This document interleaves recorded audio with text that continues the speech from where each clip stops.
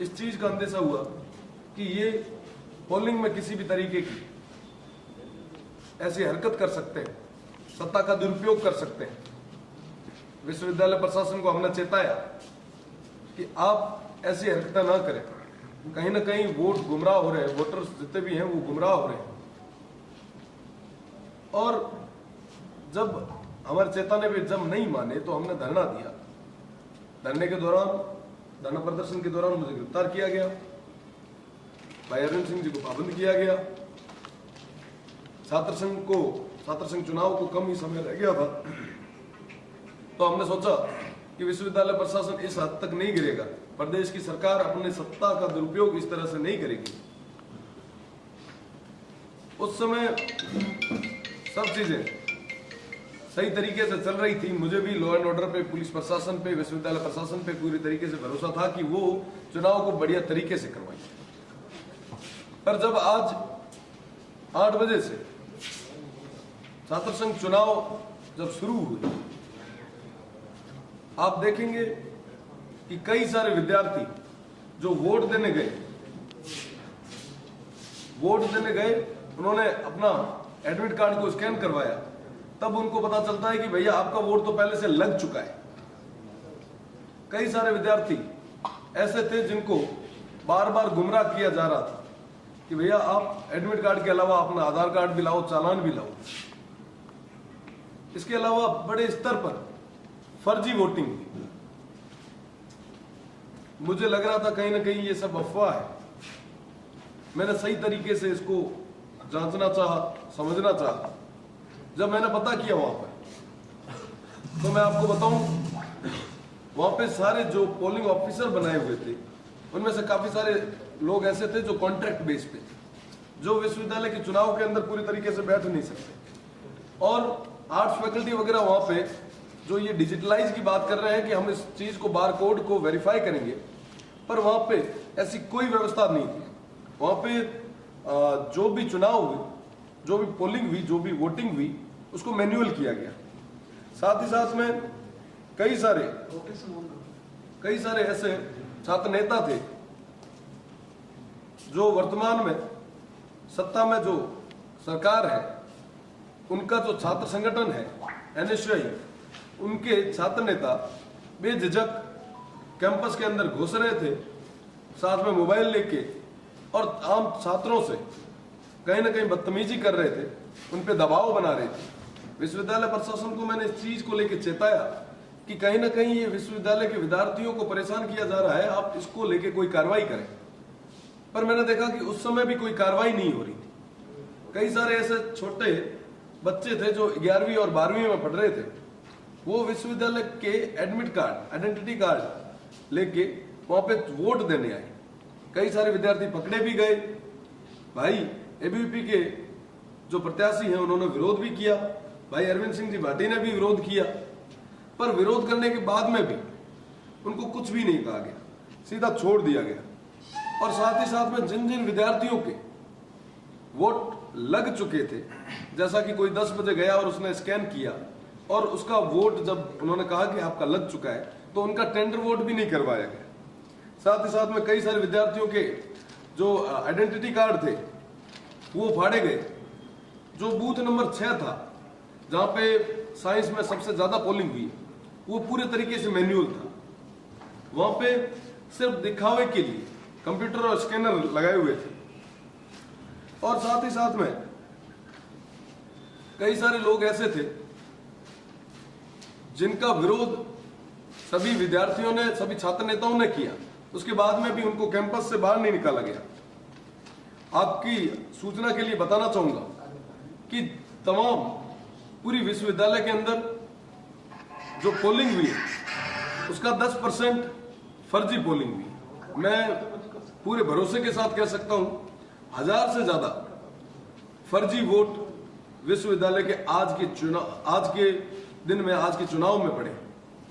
ये हम सबके लिए कहीं ना कहीं एक सोचने का विषय है। साथ ही साथ में मैं आपको बताना चाहूंगा कि जैसे ओल्ड कैंपस है, जैसे MDS है, इनमें जो बच्चे जहां पे कहीं ना कहीं इनको लग रहा था कि एक तरफा पोलिंग हो रही है, तो उनको डाइवर्ट करने के लिए इन्होंने बार बार बच्चों को परेशान किया, आइडेंटिटी के साथ में आधार कार्ड का भी चालान मांगा। वोटिंग परसेंटेज, आप एक चीज और मैं साथ में आपको निवेदन करना चाहूंगा कि 11 बजे और 12 बजे के बीच में वोटिंग परसेंटेज एकदम से 2 से 3 गुना बढ़ गया। ये हम सबके लिए एक सोचने का विषय था कि आखिर ऐसा कैसे हो गया।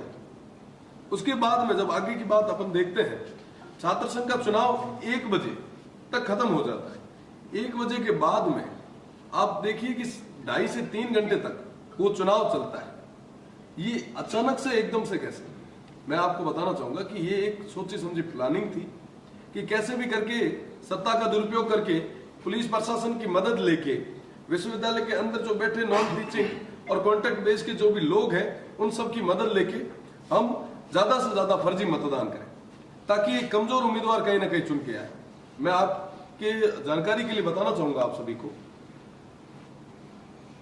जो डीएमएस जो मैनेजमेंट डिपार्टमेंट के पुराने एचओडी हैं शिषपाल जी भादु, मैं आप सबके माध्यम से उनको पूछना चाहूंगा कि आप उस कैंपस के अंदर, उस प्रेमिसेस के अंदर बैठे थे और सभी का यही कहना है कि ये कांग्रेस से जुड़े हुए हैं और ये कहीं ना कहीं एनएसयूआई को सपोर्ट करने के लिए, एक कमजोर उम्मीदवार को सपोर्ट करने के लिए, फर्जीवाड़ा करने के लिए, फर्जी वोट दिलवाने के लिए ये वहां पर बैठे थे। साथ ही साथ में हमारे यहाँ पे जो चीफ प्रॉक्टर है KR पटेल, उनपे भी कई बार ऐसे लांछन पहले भी लग चुके हैं।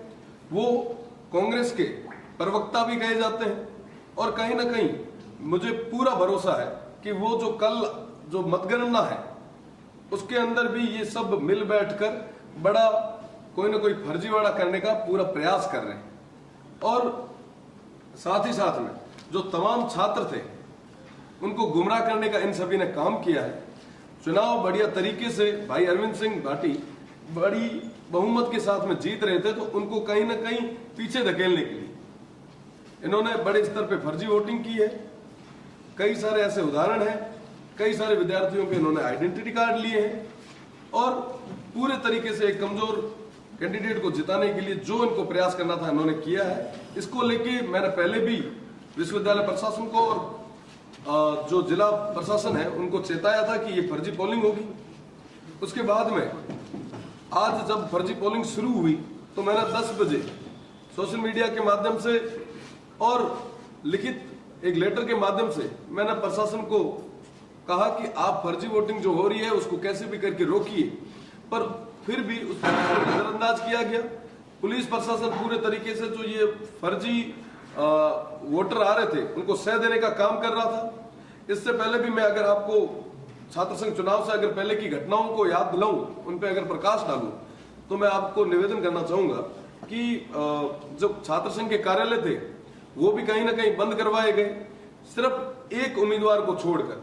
उसके अलावा जो विद्यार्थी परिषद के जो कैंडिडेट थे उनका नॉमिनेशन भी खारिज करवाने का भरपूर प्रयास किया गया, पर कहीं ना कहीं वो खारिज हो नहीं पाया।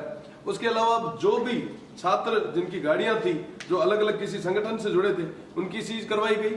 मैं पूरे तरीके से विश्वास के साथ कह सकता हूं हमारे यहां से कांग्रेस के लोकसभा उम्मीदवार वैभव गहलोत जी जो इसमें पूरी तरीके से लिप्त हैं, जिन्होंने इस चुनाव को, छात्र संघ के चुनाव को अपने कहीं ना कहीं प्रतिष्ठा पे लिया और 4 लोगों के कहने पर उन्होंने हमारे माननीय मुख्यमंत्री जी अशोक जी गहलोत की प्रतिष्ठा को दांव पे लगाया।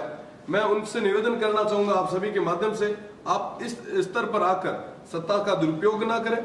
ये विद्यार्थियों का चुनाव है, विद्यार्थियों को अपने स्तर पर इस छात्र संघ के चुनाव को होने दें।